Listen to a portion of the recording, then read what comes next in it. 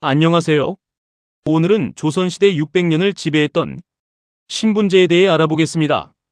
우리가 역사책에서 배운 양반들은 항상 고고하고 도덕적인 인물들로 묘사되었습니다. 하지만 실제 조선시대 양반들의 삶은 어땠을까요? 오늘은 신분제의 형성부터 시작해서 양반 사회의 실상까지 역사 속 진짜 이야기를 파헤쳐 보겠습니다. 조선시대 신분제를 이해하려면 먼저 고려시대로 돌아가야 합니다. 고려시대에는 귀족 중심의 사회체제가 있었고 신라시대의 골품제가 완전히 사라진 상태였습니다. 그런데 태조 이성계가 조선을 건국하면서 새로운 신분제를 만들기로 결정했습니다.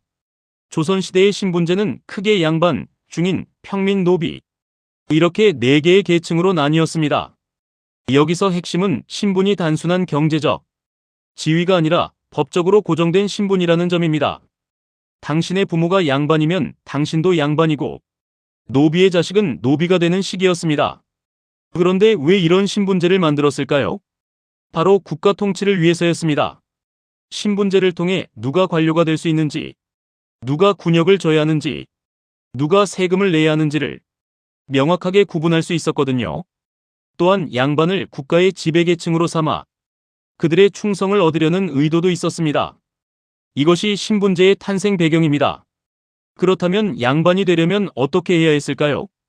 흥미롭게도 조선시대 초기에는 양반이 되는 길이 비교적 열려 있었습니다. 바로 과거시험에 합격하는 것입니다.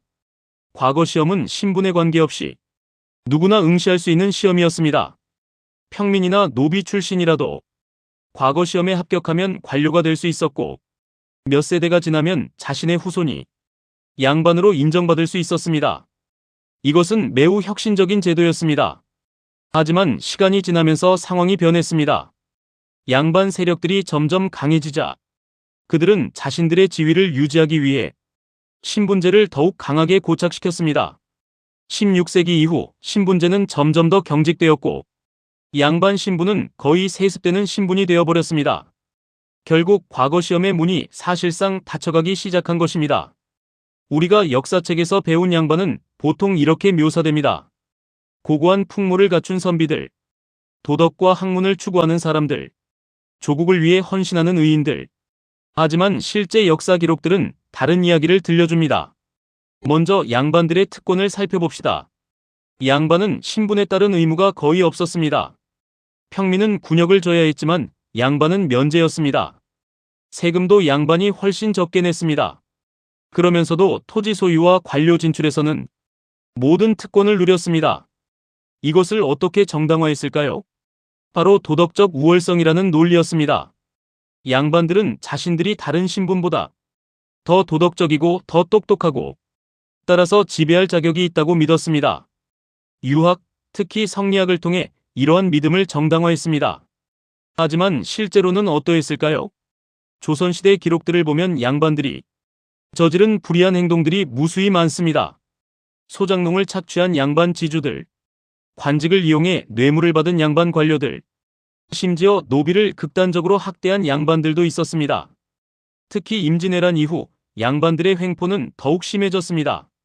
왜냐하면 국가 권력이 약해지자 지방의 양반 세력들이 더욱 강해졌기 때문입니다. 또 다른 흥미로운 점은 양반 내부의 신분 의식입니다. 같은 양반이라도 신분이 달랐습니다. 관직을 지낸 양반의 자손은 반상이라고 불리며 관직을 지내지 못한 양반은 향반이라고 불렸습니다. 그리고 이들 사이에는 엄청난 신분 차이가 있었습니다. 반상은 향반과 혼인할 수 없었고 양반이라는 같은 신분이라도 상대를 무시했습니다. 신분제의 모순이 양반 내부에서도 드러나고 있었던 것입니다.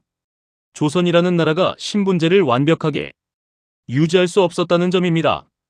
경제가 발전하면서 신분제는 자연스럽게 흔들리기 시작했습니다. 18세기에 접어들면서 조선의 경제는 눈에 띄게 발전했습니다. 농업기술이 발전했고 상업이 활발해졌으며 새로운 부자계층이 등장했습니다. 이들 중 많은 사람들이 양반 신분을 사고팔기 시작했습니다. 역사 기록에는 족보를 위조하거나 거짓 신분으로 과거 시험을 보는 사람들이 늘어났다라고 기록되어 있습니다. 특히 주목할 점은 신분 상승을 추구하는 평민들의 움직임입니다. 돈이 생기면 양반 신분을 사려고 했고 자식들을 서당이나 서원에 보내 교육을 받게 했습니다. 그들은 몇 세대에 걸쳐 천천히 양반으로 인정받으려고 했습니다. 이런 움직임이 나타났다는 것은 신분제가 결국 돈에 의해 무너지고 있었다는 뜻입니다. 또한 실학자들의 등장도 주목할 만합니다. 정약용, 박지원 같은 실학자들은 신분제가 국가 발전을 방해한다고 비판했습니다. 특히 박지원은 양반이라고 해서 다 훌륭한 것이 아니며 평민이라고 해서 다 못난 것이 아니다라고 했습니다. 이것은 신분제에 대한 직접적인 도전이었습니다. 그렇다면 양반 문화는 정말 나쁘기만 했을까요? 이 부분이 역사를 보는 눈의 복잡함입니다. 한편으로 양반 문화는 확실히 조선의 정신 문화를 발전시켰습니다. 한글 창제, 과학기술의 발전, 예술과 문학의 융성 등이 모두 양반 지식인들의 기여였습니다. 또한 한국 전통 문화의 많은 부분이 양반 문화를 통해 형성되고 보존되었습니다. 하지만 다른 한편으로 신분제와 양반 문화는 조선 사회의 발목을 잡았습니다.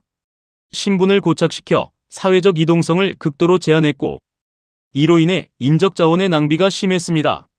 능력 있는 평민이 있어도 양반이 아니라면 관직에 나갈 수 없었고 결국 조선은 근대에 접어들면서 경쟁력을 잃게 되었습니다. 또한 신분제는 엄청난 사회적 불평등을 만들어냈습니다. 노비들은 사람이 아닌 물건으로 취급받았고 평민들은 과도한 세금과 군역으로 고통받았습니다. 반면 양반들은 최소한의 의무만 지고 최대의 권리를 누렸습니다. 이런 불공정성은 결국 19세기 말 조선의 붕괴에도 영향을 미쳤습니다.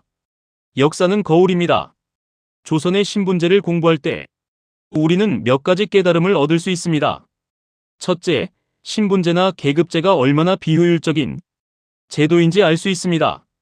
능력 있는 사람을 신분으로 차별하면 결국 국가 전체가 손실을 입습니다.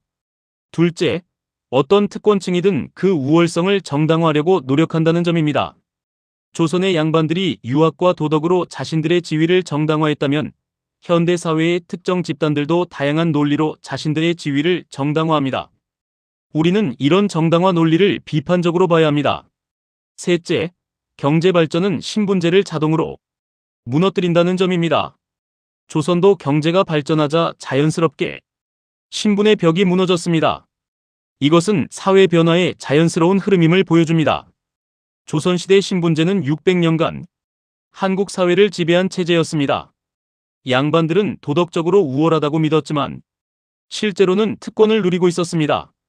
결국 신분제는 경제 발전에 밀려 자연스럽게 무너졌습니다. 역사는 우리에게 말합니다. 아무리 견고해 보이는 체제도 역사의 흐름 앞에서는 무너질 수 있다는 것을요. 영상이 도움이 되셨다면 구독과 좋아요 부탁드립니다. 감사합니다.